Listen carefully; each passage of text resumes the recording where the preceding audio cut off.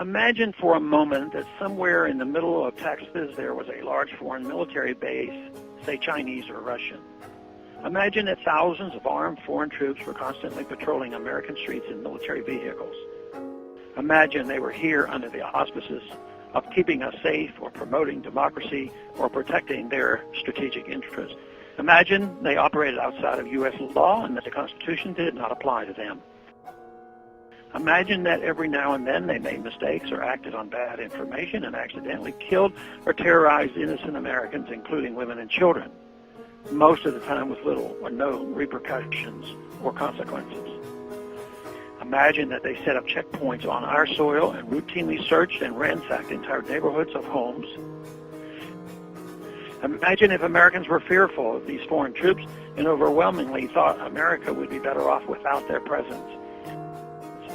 Imagine if some Americans were so angry about them being in Texas that they actually joined together to fight them off in defense of our soil and sovereignty because leadership in our government refused or were unable to do so.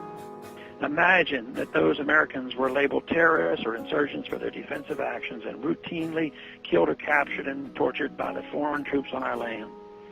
Imagine that the occupiers' attitude was that if they just killed enough Americans, the resistance would stop. But instead, for every American killed, 10 more would take up arms against them, resulting in perpetual bloodshed.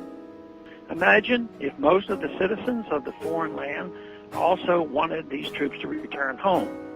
Imagine if they elected a leader who promised to bring them home and put an end to this horror. Imagine if that leader changed his mind once he took office. The reality is that our military presence on foreign soil is as offensive to the people that live there as armed Chinese troops would be if they were stationed in Texas.